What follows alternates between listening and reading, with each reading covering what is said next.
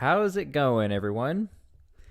Okay, we have some exciting news and interesting news coming out of Niger, Africa, as we continue our updates. Now, this is big to me and to a lot of people who've been following the US military because the US military has managed to actually create and make a great ally with Niger, Africa. Now, Niger is really unstable. Nonetheless, the US military has agreed and Niger have agreed on a deal.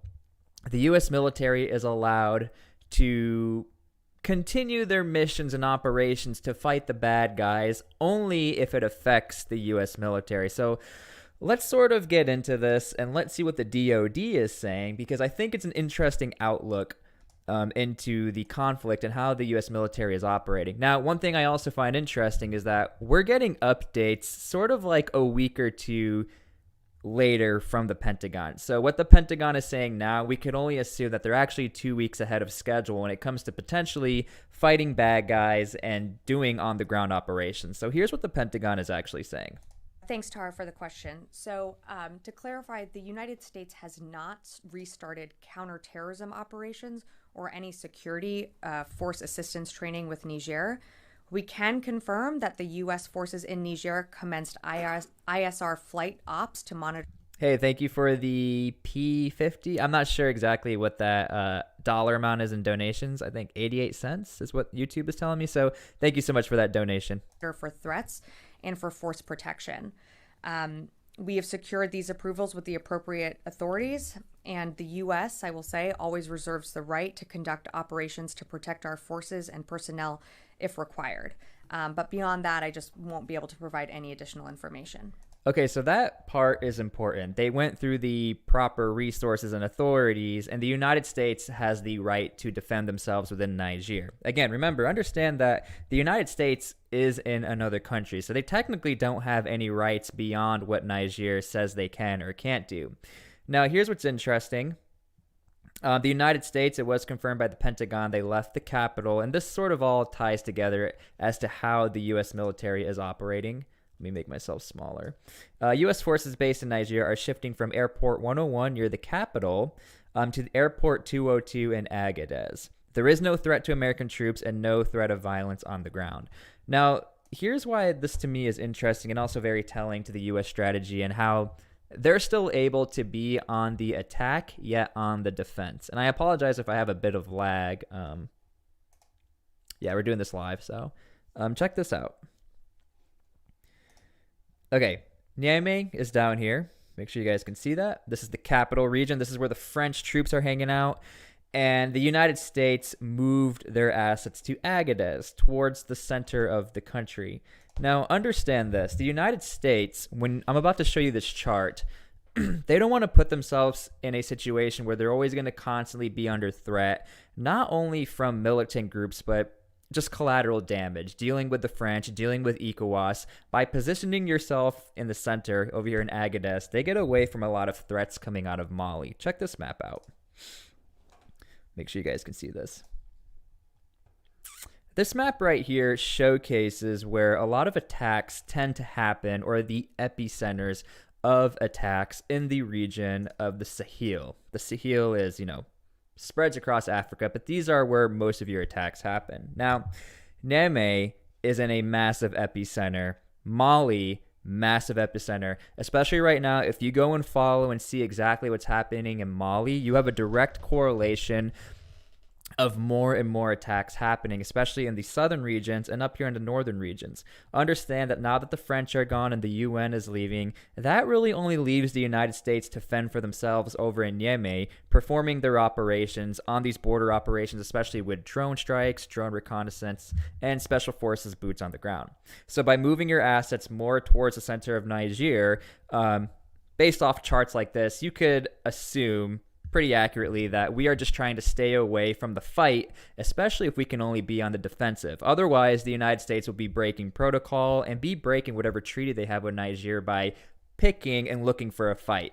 And so this all makes total sense as to why the United States would move to the center of Niger, getting away from these epicenters. And in case you guys were also not aware, Another crazy stat about the Sahel region, this is actually the most dangerous region in the world when it comes to fighting against the bad guys. Now, I can't say the name of these groups, but you know these are bad groups.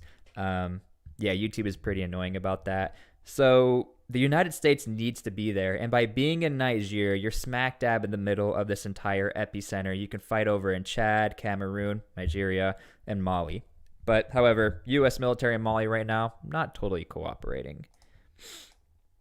And so this was what the mission was. So this video actually came out right before the coup takeover. And what's interesting also is that U.S. Special Forces and U.S. forces have trained some of the coup leaders. And this shows how operations in Niger, we've managed to actually pull this all off of still working with Niger, still being friends, keeping the peace, and keeping assets in Niger. Hey, we have a $10 donation, real quick. I love how this is playing out exactly like you called it. Also how scary it is for anyone when they say U.S. says we reserve the right to defend ourselves. Thank you so much for that. I got a lot of hate, and a lot of people said, you're giving too much credit to the United States. Thank you again, Eric. If you've been following what the U.S. strategy was in Niger, they never were there for any sort of natural resources. They were literally there to only fight after the attacks that happened back in 2001. Now, in the clip I'm about to show you, this is what the true mission is of the United States: to train regional partners, to bring the fight to regional partners, but more important, to gain the trust of regional partners. So if something like this happens, everything works out for everybody. Key lessons that we've taken from the last 20 years from the U.S. perspective is how can I partner with forces who are in a fight for their existence? Any questions? These Nigerian forces, trained by U.S. military rangers and Green Berets on finding and disarming roadside bombs, clearing houses, and firing their Kalashnikovs, and preparing for casualties, like this medevac exercise. U.S. special operators train these Nigerian troops during the day and support their missions at night against two fierce enemies. Okay, so you guys... an Al-Qaeda affiliate, Oops. and the Islamic... Can't say that on YouTube. Now, I do have to say this. A lesson learned from the United States in Niger is that we cannot be complacent. This has been talked about time and time again on YouTube. I don't like to talk about it because it is terrible if this happens. So these are soldiers that passed away during what's called the Tongo Tongo operation in Niger, where unfortunately these soldiers were put in a bad mission and operation where they ended up getting ambushed. There wasn't proper reconnaissance done, and these guys, again, really did get screwed over. But main point talking about these fallen soldiers is that the mission in Niger is extremely serious, it's very dangerous, and it's very necessary. Because ever since the policy change has happened in 2001, where we now bring the fight to these sleeper cells, whether in the mountains of Afghanistan, whether in a cave system, and especially in the Sahel region. And I'm only showing you guys this because, again, this is serious. There are people who are legit boots on the ground and fighting. But as of right now, this is not happening. More so, this also shows that the United States means business, and they're actually here to support Niger. Again, I'm not here to be like the propagandist for the United States to be like, we're the best, we do everything right, because we don't. But in the case of Niger, I truly believe we are there for the right intentions. Now, again, I don't know the exact names of the people who we trained in the junta, but I found plenty of articles that state this. The United States has trained at least 5 members of the new ruling junta in Niger. The Intercept has learned. America has now paused security assistance to the military-led government, even as it looks to ramp up such aid to Burkina Faso, which ruled by a military officer who took power in 2022. Now, what hasn't changed, for sure hasn't changed, is French hate. The junta, the people of Niger, definitely want the French out. Now, if I'm going to be honest with you, when I started covering Niger, the last thing I thought this channel would be doing is talking about the French as much as it has been. But the United States, when they moved over into Niger, and you look at the history of what's called the Sahel Initiative, going into the Sahel region for the first time, the French were actually the OGs in trying to secure the region, because the French, again, have been around since colonial times. Niger got their independence, but the French influence has always been there, whether through military, economy, and education. Now we see a massive shift of this French hate. We can't stand the French. And I am completely surprised how the United States has managed to totally distance themselves from the French, because usually everybody's wrapped together. Whenever you hear people talk about the West, it's always the British, United States, the French, major superpowers, Germany, Italy, the West. That's what Russia also likes to say. And ironically, it got some Russian flags in the background. But the United States has managed to stay away from the West, if you will. That's why this move right here was also massive, because really in Niamey, this right here is where the collateral damage was going to happen. If the United States was going to stay in the capital of Niger, the French were going to get them sucked into something really dumb. And this was precautionary, what the United States says. Now, a week ago, the U.S. military had also mentioned, we are moving for precaution. We're just being careful. What also happened a week ago is that a French government official was captured and put in prison. And so if you're telling me the U.S. military had no idea this might spike some sort of riots or uproar, or the French might invade, you got to be kidding me. The U.S. military has some of the best intelligence out there. And when you start capturing government officials from the French and you start poking and prying at the French, they now sort of have the right to try to get their assets back. Unfortunately, this will end up being a military intervention in action, and I hope this doesn't happen.